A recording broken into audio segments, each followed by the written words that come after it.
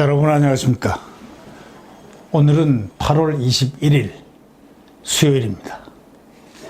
오늘 여러분과 공유하고자 하는 것은 문 대통령께서 북한이 그렇게 함에도 불구하고 그렇게 공격하지 않은 모욕도 주고 잘 참아나가잖아요. 인내 아주 최고봉입니다. 국민들은 그 문 대통령의 그 북한에 대한 그 인내를 보고 그때는 화가 났는데 지금 시간이 지나고 보니까 왜 그렇게 북한에 그토록 모욕을 준데도 참아야 하는가, 이런 부분의 얘기들이 지금 많이 떠들어오고 있습니다. 이 부분을 한번 얘기를 해보겠습니다. 북한의 맹비난, 도발에도 불구하고 문재인 대통령은 유화정책을 고수하고 있죠. 그 이유는 전문가들이 이렇게 진단을 하기로는 실리적인 측면과 이념적인 측면, 또한 습관적인 그런 측면, 기타 다른 심리적인 요인, 이렇게 복합작용으로 일어나는 게 아닌가, 이렇게들 얘기를 합니다. 또한 전문가들은 응전 시에 만약에 북한이 욕을 나왔을 때, 여기서 응전했을 때 지지 세력의 이탈 가능성을 두려워서 하지 않는 거 아닌가. 그래서 무대응이 습관화된 듯한 그런 느낌도 있다, 뭐 이런 표현도 하는 사람이 있습니다. 종점은 이렇다는 것이죠. 그건 의견이 거의 대동소이한데, 북미 대화가 파국이 왔을 경우에 그때라야만 대북 정책의, 문재인 대통령의 대북 정책이 전환될 시점이 그때가 아닌가 하는 그러한 얘기를 하고 있습니다. 또 비핵화 의지는 신뢰가 관건인데, 지금 문재인 대통령은 아마 비핵화 의지를 믿고 있는 모양입니다. 김정은의 비핵화 의지를.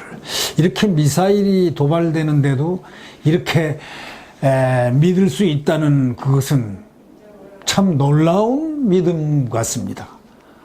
그렇게 욕을 해야 되는데도요, 참 놀라울 정도의 그 인내심 같아서 이 부분을 한번 얘기를 한번 해보도록 하겠습니다. 북한 당국이 이제 우리 정부를 겨냥해서 아주 너무 심한 말을 지난달에 많이 했지 않습니까? 미사일 도발하고 난 다음에 도발 중에 뭐 오지랖부터 시작해가지고 김정은이가 직접 그 대통령을 향해서 모욕을 주고 부터 시작해가지고 지속적으로 지금 모욕을 주고 있는데, 조평동까지 나서서 대통령을 모욕을 주고 있고 대한민국을 모욕하고 있습니다. 이런 고강도 미사일 도발을 반복하면서 동시에 욕설, 모욕, 능욕, 또 거기뿐입니까? 요번에 그 8월 15일 경축사가 있고 난 다음에 평화 경제 얘기를 갖다가 문 대통령이 말을 했어요. 그 다음날 24시간도 안 넘어서 딱 23시간 정도 때 미사일을 갖다 두 발을 갖다가 쏘아댐과 동시에 조평통 대변인이 정식으로 나와서 욕을 시작했습니다. 이 욕도 너무 속된 말로 쌍욕, 그렇게 비속어, 그렇게 못된 용어로 이렇게 욕을 한 건 저도 평생 처음 들어봤습니다. 우리 대한민국 사람들은요, 대한민국인들은 욕을 잘 모릅니다. 욕 알아봐야 한 3종류, 4종류가 좀 센 욕들 있죠. 그 외에는 욕을 모르는데 이 욕의 종류가 너무 다양한 욕들을 갖다 이번에 북한 조평통 대변인이 문재인 대통령을 향해서 욕을 한 겁니다. 국민들도 상당히 그 기분이 안 좋았죠. 자괴감이 생기고 자존심이 상하고 뭐 그냥 그런 얘기들이 언론에도 많이 나오고 사설을 통해서도 많이 나오고 그랬죠. 그래도 문 대통령은 계속 인내심을 발휘했어. 그러면 문 대통령께서 이제 앞으로도 계속 이렇게 인내심을 발휘할 것인가? 이번에는 한마디 할 줄 알았는데 한마디 안 했습니다. 문 대통령은 그렇게 욕을 그냥 정말 폭우처럼 미사일처럼 욕을 먹었는데도 불구하고 지난 19일 주재한 수석보좌관회에서 아주 점잖은 어조로 우리 미래의 핵심적인 도전이자 기회라면서 북측이 수차례 모욕을 가했던 평화경제 구상을 다시 꺼내들고 또 얘기를 했습니다. 지금 모 언론이 전문가들의 의견을 취합을 한 게 있습니다. 뭐냐면 이 전문가들은 이 대통령이 이렇게 무한정 인내를 하는 거, 이거에 대해서 인내심의 한계가 어디까지 될까 하는 그런 부분을 이렇게 전문가들한테 의견을 물어서 그걸 갖다가 기사화한 부분이 있었습니다. 그런 그게 나온 분들 중에서 손영우 씨라는 선진통일건국연합 사무총장이죠. 북한학 박사입니다. 이분이 이렇게 말했습니다. 북한의 응전에서 남북관계가 악화되면은 지지 세력이 이탈하고 보수 진영이 힘을 얻어 정치적으로 하등 득될 게 없으니까 그런다 이거예요.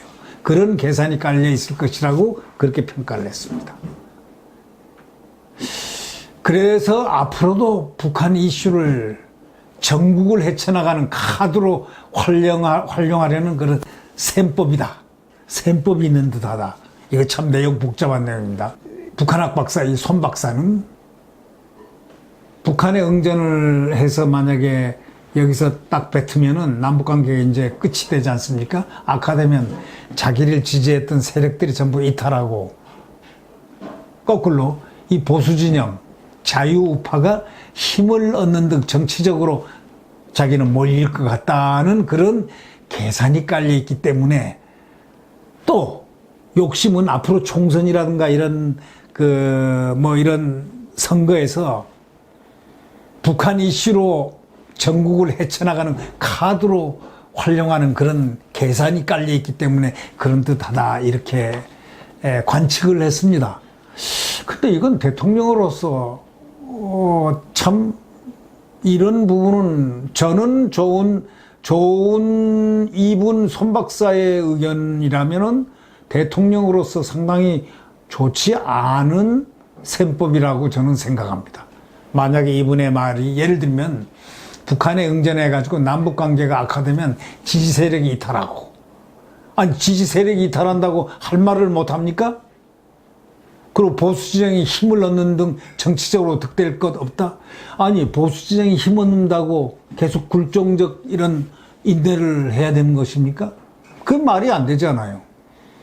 앞으로 북한 이슈를 끄집어내서 전국을 헤쳐나가는 카드로 활용하려는 셈법? 아주 이것도 안 좋죠. 대통령은 취임 선서를 할 때 국가를 보위한다고 그랬습니다. 이게 제일 중요한 겁니다. 뭐냐? 대통령은 국가 보위를 해야 되는데 첫째가 국민의 생명과 재산 이거를 보호하는 게 최우선입니다. 그리고 국토, 영토를 수호해야 됩니다. 그러기 위해서는 국가 안보를 강화시켜가지고 지금 이게 국가 안보 문제 국민의 자존심에 많은 상처를 주고 신문에서 어떤 언론은 사설까지들 막 등장했지 않습니까? 국민의 참 모멸감 이걸 어떻게 할 것이냐. 이거는 대통령에 대한 항의였습니다. 무언의 항의입니다. 무건적인 항의입니다. 이렇게 만약에 손 박사 얘기가 이런 문제의 관측이라면은 이거는 결코 동의할 제가 손 박사 의견에 안 동의가 아니고 부동의가 아닙니다. 대통령이 만약에 이런 셈법을 가졌다면 절대 안 된다는 바로 그 점을 제 의견을 말씀드립니다. 또 손 총장은 과거 진보 좌파 정권들은 북한의 도발에 강력 대응하지 않았다. 그냥 친북 노선만 유지해 왔는데 지금 현재 정부는 전 정권들에 비해서 이념 성향이 굉장히 짙은 것으로 평가된다 이거죠. 이념 성향. 그러니까 주사파식 이념 성향을 얘기하겠죠.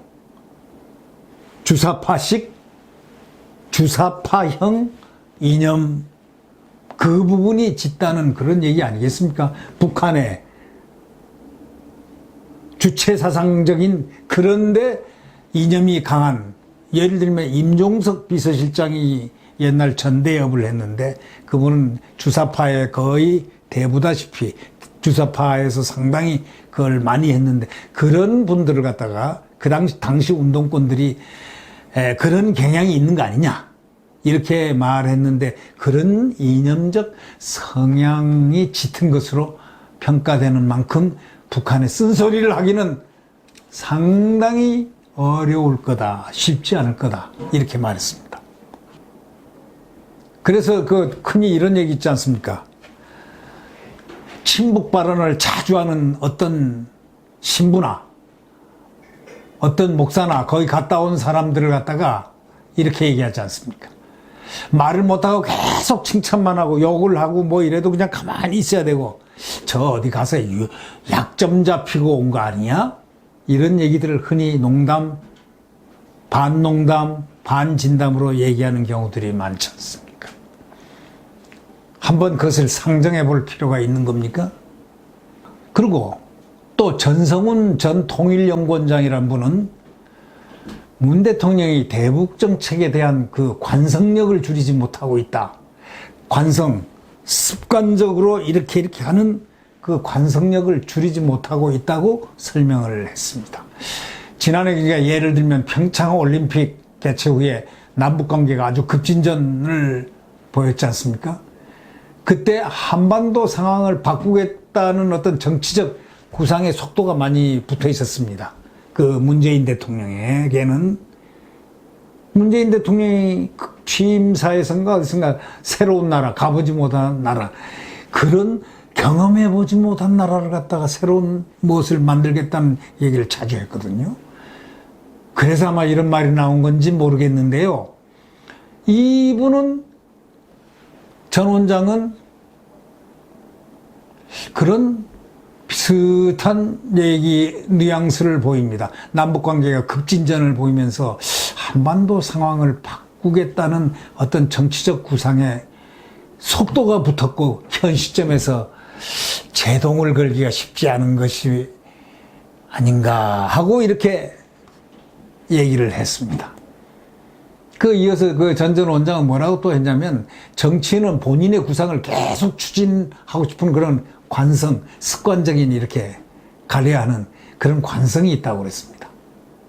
또 이것은 꼭 현 정권만의 문제가 아니고 특히 그 대북 정책은 국민들이 이목이 집중되는 사안이기 때문에 또 이해관계가 걸린 사람들도 많고 이래서 바꾸기가 쉽지는 않겠다라는 다소 이해심이 넓은 눈으로 문재인 대통령의 인내 한계점을 그렇게 보고 있는 것이겠죠. 이번에는 정치학자로서 상당히 바른말을 잘하고 비판적인 박일학 국민대 정치대학원 원장입니다.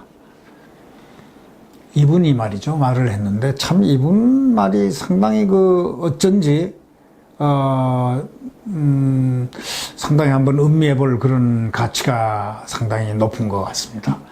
남북대화를 한다면서 북한의 요구를 계속 수용을 했다는 거죠. 맞아요. 남북대화 하면서요, 북한 하자는 대로 다 했습니다. 저희들 볼 때는. 9.19 군사합의. 그게 무슨 군사합의입니까, 그게? 예를 들면 대등하게 했습니까? 그건 우리만 불리해. 우리는 미사일도 쏘지 않는데 쟤네들은 미사일 계속 쏘아대도 저희들은 위반 아니고 우리는 위반이라는 거예요. 에?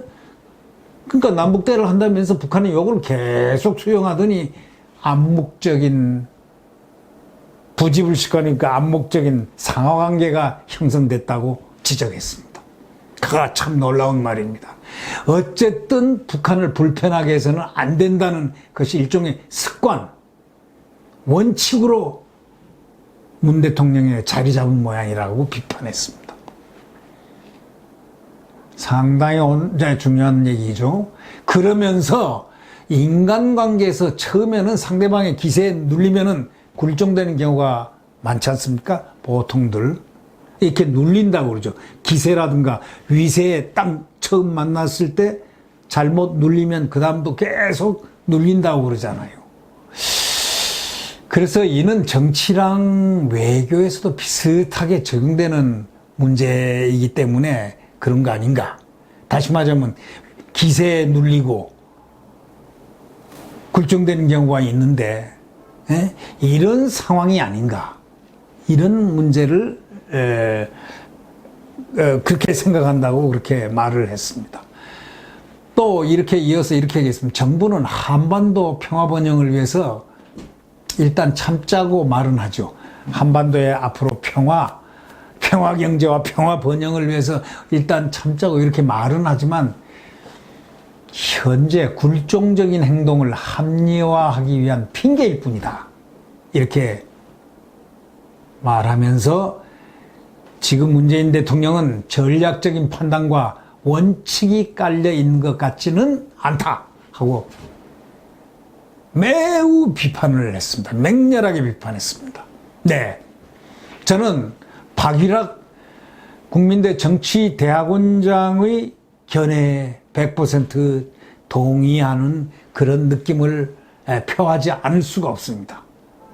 우리를 완전히 호구로 보지 않습니까? 예를 들면 귤을 갖다가 작년에 200톤을 갖다가 제주도에서 해가지고 200톤이라고 그러면 엄청난 귤 아닙니까? 그 좋은 귤들을 해서 다 보내줬어요. 북한에다가. 겉으로는 고맙다고 하고 거기 내부 문서로서 일본 신문에서는 다 입수 다 했지 않습니까? 신문에서는 그 내부적으로는 전리품이라고. 전리품. 전쟁에서 이겨서 우리한테 잘 보기 위해서 가져오는 소위 말해서 그런 유의 물자다. 또 얼마 전에는 쌀을 갖다가 50억 원어치인가 얼마어치인가 모르겠지만 그 굉장히 많은 쌀을 보내주게 했더니 지사도 안 받는다고 그랬지 않습니까? 그 신문에 났잖아요. 그럼 받아달라고 또 했다는 거 아닙니까? 통일부가. 글쎄요. 우리 국민들 쌀인데 왜들 우리 국민의 쌀 가지고 이렇게 줬다가 안 받는다 그러면 다시 좀 받아달라고 그랬다가 왜 이러는지 모르겠습니다. 귤도 국민의 귤인데 왜 전리품이 돼버렸는지 모르겠습니다. 우리가 호구입니까? 대한민국 국민이 호구가 아닙니다. 우리를 호구로 보는데도 우리가 호구입니까? 박일학 국민대 정치대학원장의 말이 다시 한번 생각이 납니다. 남북대화를 한다며 북한의 요구를 계속 수용하더니 암묵적인 상하관계가 형성됐다. 어쨌든 북한을 불편하게 해서는 안 된다는 것이 일종의 습관 원칙으로 자리 잡은 모양이다라고 비판했잖아요. 큰일입니다. 그렇지 않길 바랍니다. 상하관계가 되면 안 되죠. 그럴 리가 없겠죠.